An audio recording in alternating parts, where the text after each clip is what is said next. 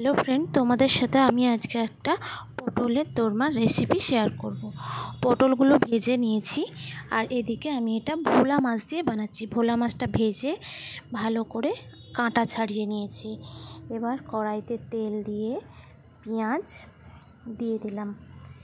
এবার তার মধ্যে একটু আলু সেদ্ধ করে নিয়েছি, আলুটা স্ম্যাশ করে এর মধ্যে আমি দিয়ে দেবো।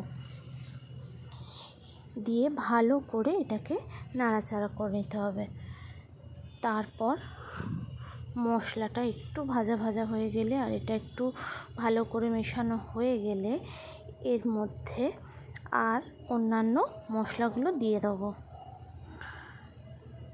তো এটা ভালো করে ভাজা হোক। পটলগুলো কিন্তু ভালো করে খোসা ছাড়াবার দরকার নেই, ওটা পাতলা করে খোসাটা একটু চেঁচে নিলেই হবে। তো এর মধ্যে মাছগুলো দিয়ে দেওয়া হলো।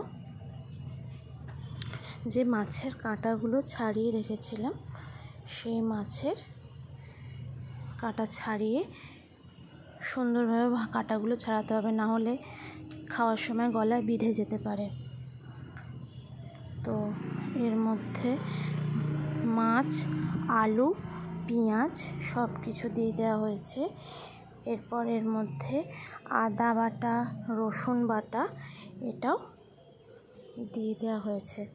নুন, হলুদ আর সামান্য একটু 2-4টে চিনির দানা এতে ছড়িয়ে দিতে হবে। ওই ক্লিপটা আমি নিতে ভুলে গেছিলাম। নিয়ে পুরটা তৈরি হয়ে গেছে। তো এবার পটলগুলোর একটা সাইডের মুখটা কাটা হয়েছে আর একটা সাইডের মুখ কাটা হয়নি। তো পুরটা যেটা বানানো হলো সে পুরটা এর মধ্যে ভালোভাবে ফিল করে নিতে হবে। তো ভালো করে ফিল করে নিয়ে তারপর এটা গ্রেভির মধ্যে দিতে হবে। তো গ্রেভির জন্য এখানে পেঁয়াজ, টমেটো, আদা বাটা, রসুন বাটা সব কিছুই লাগবে। তো প্রথমে কড়াইতে তেল দিয়ে পেঁয়াজ আর টমেটোটা ভালো করে ভেজে নিতে হবে। ভাজা ভাজা হলে তার মধ্যে মশলাগুলো আলাদা দেওয়া হবে। হলুদ গুঁড়ো, লঙ্কা গুঁড়ো,